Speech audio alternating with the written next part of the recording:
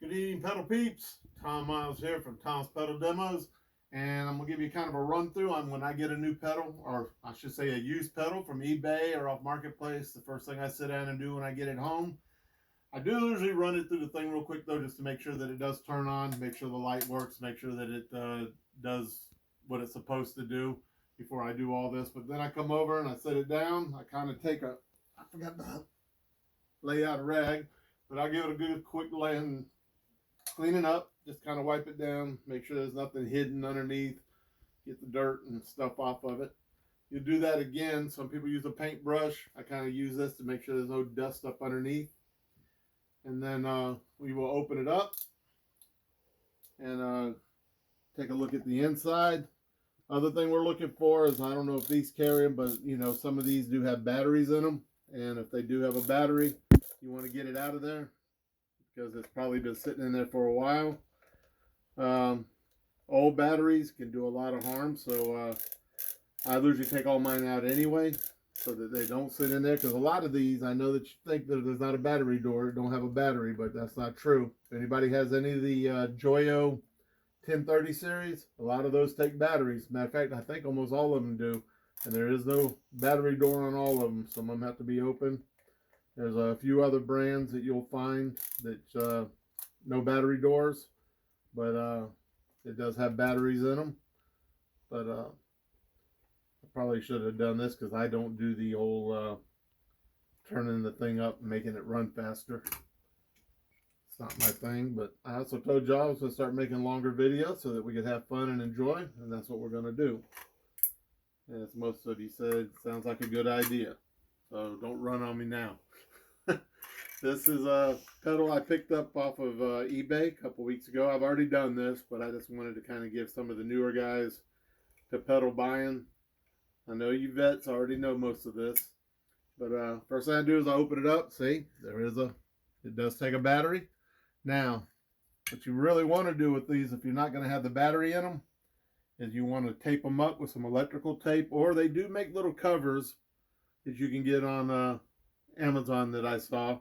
But I didn't want to pay all the money that they actually want. I guess somebody found out that they're the only ones making them. But you can get them. But you got to be careful, because if these things stay unwrapped and they hit the metal, it can kind of short out. It can kind of mess with your sound. So make sure you wrap up your battery ends. Get the battery out of it if you're not going to use it. Then I take my cool little blower my wife bought me for Christmas before this. Oh, there we go. I'm going to say it and charge it. This is rechargeable. You can get these. I don't know where she got it, but I'm sure it was at one of the stores she hangs out at. And I just kind of give it a quick blowing over. And then soft. Kind of make sure ain't no dust.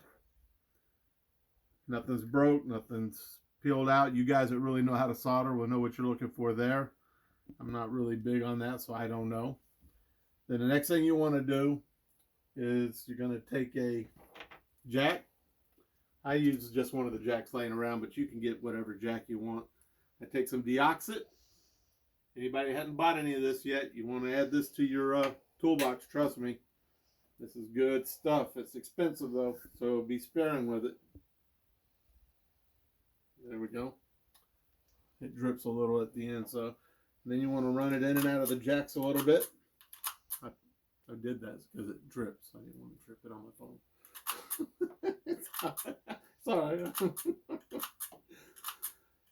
Just run it in there a few times. Trying to make sure that you get good connection. Move them up a little bit. Make sure you're all cleaned up. Check all your jacks. Make sure that everything's tight. Make sure you're all that. You can spray a little bit of your Deoxit also on your doesn't take much. This stuff's about $17 to $32 a can depending on where you get it, so it does not take much to put on there. So don't just go through spraying everything, and use Deoxit. Don't use other stuff. This stuff dries up nice and won't leave you any problems later. After you've made sure everything's together, nothing hanging out, take your back. Now here's something a lot of people do not understand and don't know. When they paint these, they paint the holes in the countersinks. When you put the screw in, they're not grounding completely. And this isn't grounded to that all the time. So what you want to do is you want to take you can take a Dremel with a cleaner. You can take a drill bit, depending on what you got. You want to be careful though. You don't want to tear up the hole, but you do want to get the paint out of at least one of them. And this is how I do it. So you can see it's coming out right there. It's now clear. So we will clean it up. This little thing, you know, don't sound loud, Brad. Sound loud. Does a pretty good job, let me tell you. Take my toothbrush. Now the toothbrush for me is just if I need to clean some stuff up, if there's a bunch of stuff, gook or something on it. Now you can do 2 holes if you want, but I would make sure that you do at least 1. You want to make sure that when you put the screw in that hole, that connection is good and that it grounds like it should.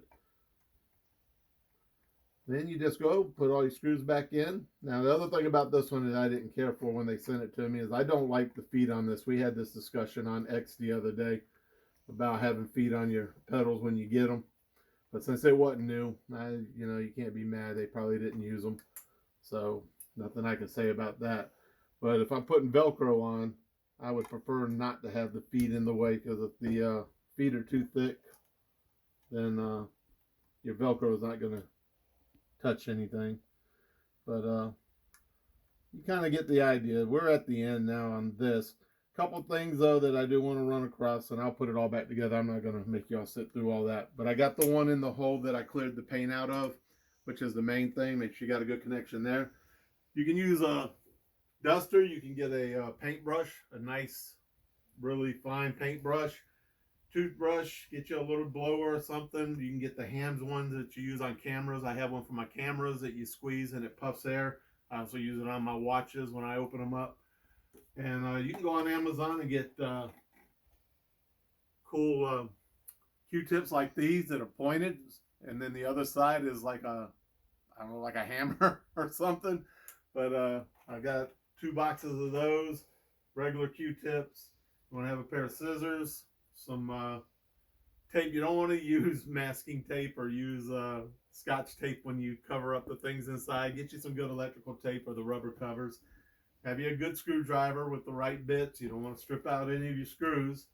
But and make sure you go online and get you a thing of deoxit. You definitely want to have a can of this in your toolbox for anything you're doing, whether it's your guitars, your pedals, your amps. It's for everything, and this stuff is a godsend. Everybody swears by it. It's the one thing I think that all of us can agree on. No arguing on that.